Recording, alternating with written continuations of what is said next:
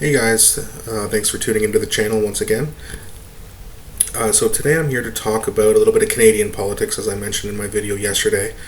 Um, and today I want to talk about really the biggest battle in politics right now, which is the Trudeau versus Poilievre battle.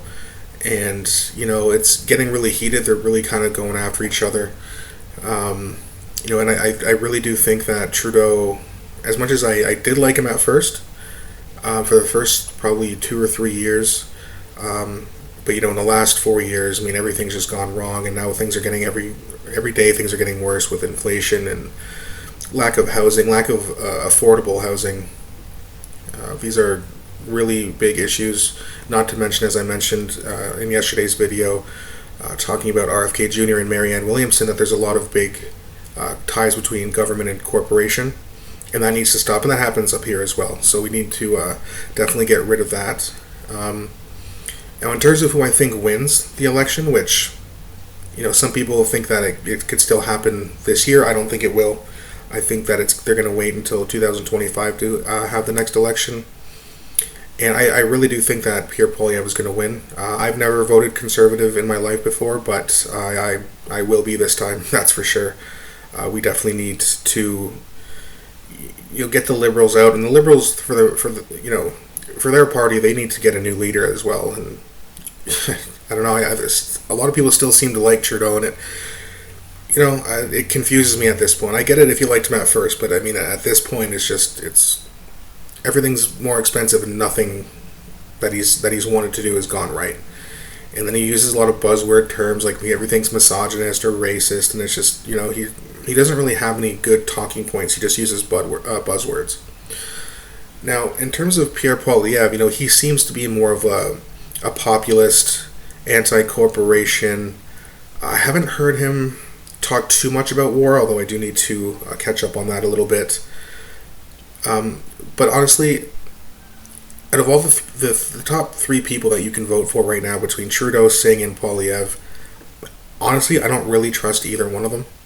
But if I had to pick one, since those are really the only options, so we do kind of have to choose one out of those three, I would definitely pick Pierre Poilievre. Like I said before, and I still don't really trust him that much, though. Even though he does say a lot of right things, he says a lot of more populist things. He wants things to be better for every Canadian, not just some. And I really like those ideologies, and I really like some of his ideas on how to fix inflation and things like that. But at the same time, he's just another politician, right? He could get into power and then just go, oh, I have power now, and now I'm not going to do anything that I said I was going to do. I'm actually just going to do what my corporate donors want me to do. And now he's also spoken out against that. I hope he does something about it, but I have a feeling the people who pay for his campaign are going to be very, very wealthy. And that right there means that nothing's going to change. So I have my hopes up. Even though I know I'm going to get burned, it's really going to bite me in the ass. I know that.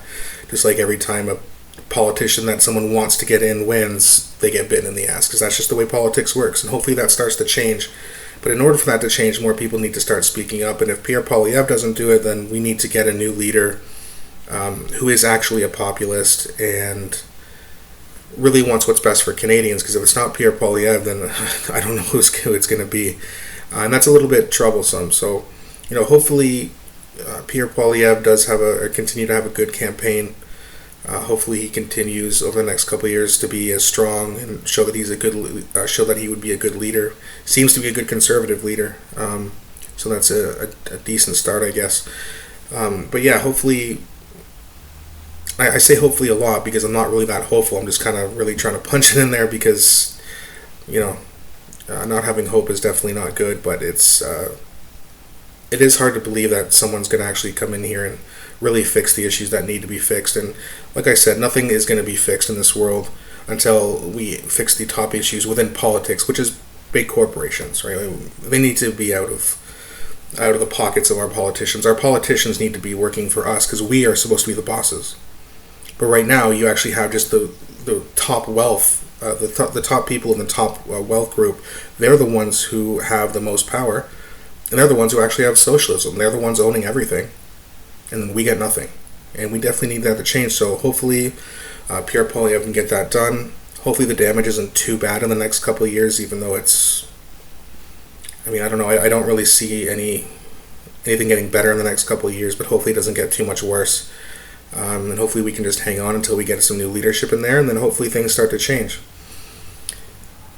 Alright guys, thank you very much for watching. That's going to be it for the video for now, but I'll definitely be back later posting some new content. Take care.